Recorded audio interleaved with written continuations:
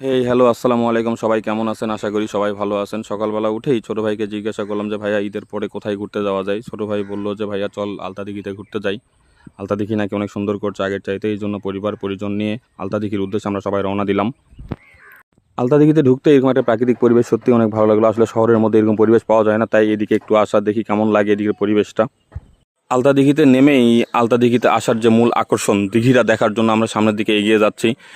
দেখা যাক দিঘিটা কেমন। আসলে দিঘিটা দেখার জন্য এত দূরে এত কষ্ট করে আসা। ক্যামেরাম্যান দিঘির দিকে ফোকাস করো এখন। এই যে দিঘি চলে আসলো। দিঘি দেখে তো মনটা একদমই খারাপ। আসলে মানুষের মুখে যা শুনি বাস্তবে তা নয়।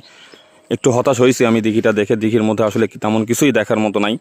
ছোটো ভাইকে বললাম দিঘিতে তো পানি নাই, তাহলে আমরা নিচ দিয়ে একটু হাঁটি। নিচ দিয়ে আস্তে আস্তে করে হাঁটতেছি, আর চারিপাশে গরু আর গরু। আসলে এগুলোই হয়তো মূল আকর্ষণ ছিল আমাদের আজকে দেখার জন্য। ছোটো ভাইকে জিজ্ঞাসা করলাম, ভাইয়া এখানকার এই অবস্থা কেন? ছোটো ভাই বললো যে ভাই এখানকার অবস্থা এখন ভালো না, বর্ষার সময় আসলে হয়তো ভালো পরিবেশ পাবেন।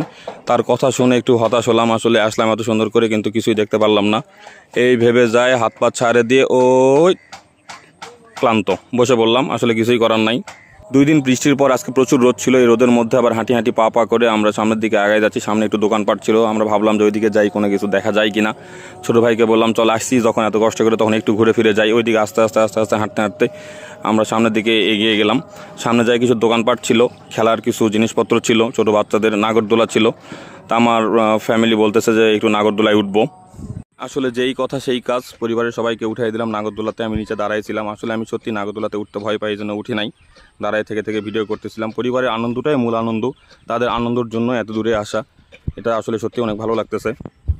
তো নাগরদোলার চ্যাপ্টার শেষ করে আমরা সামনের দিকে আগায় যাচ্ছি। সামনে ছোটো ছোটো দোকানপাট লাগছে। আসলে এখানে একটু ছোটো মেলার মতো বসছে, অনেক মানুষজন আসছে এখানে, দেখার মতো ছিল। সামনে আচারের দোকান ছিল, আচারগুলো দেখতে সত্যি অনেক সুন্দর ছিল। এরই মধ্যে ছোটো ভাই আবার বলতেছে সামনে নাকি একটা ওয়াচ টাওয়ার আছে, ওয়াচ টাওয়ারটা নাকি অনেক সুন্দর। তো সেই ওয়াচ টাওয়ার দেখার জন্য আমরা সামনের দিকে এগিয়ে যাচ্ছি।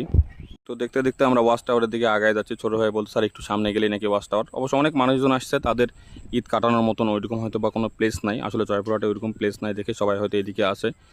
সবাই যে ঈদ আনন্দ কাটাতে আসছে, এটা সত্যি অনেক আনন্দের ব্যাপার। তো এরই মধ্যে আমরা চলে আসলাম ওয়াচ টাওয়ারের সামনে। ওয়াচ টাওয়ারটা অনেক সুন্দর ছিল এবং সেখানে অনেক মানুষ ছিল, তারা সবাই ফটো সেশন করতেছিল। আসলে সত্যি এটা একটি মনোমুগ্ধকর পরিবেশ। তো তাদের দেখে আমরাও সিদ্ধান্ত নিলাম যে আমরা একটু ওয়াচ টাওয়ারের উপরে উঠবো। আসলে উপরে উঠে কেমন লাগে সেই ভিউটা একটু দেখার জন্য। তো যেইভাবে সেই কাজ, তাই আমরা চলে গেলাম ওয়াচ টাওয়ারের দিকে, ওয়াচ টাওয়ারের উপরে উঠবো বলে। ওয়াচ টাওয়ারের গায়ে অনেক বিশ্বপ্রেমিকদের অনেক লেখা ছিল। আসলে আপনারা একটু পরে দেখেন এখানে কি লেখা আছে। এখানে অনেক প্রেমিকের নাম লেখা আছে। এদিকে লেখা আছে, এদিকে M+F, তারপরে এদিকে কি যেন খান। এর মধ্যেই দেখা গেল যে এই যে আমার নাম চলে আসছে পারভেজ। পারভেজ তুমি কোথায়? আমি তো এখানে ভাই।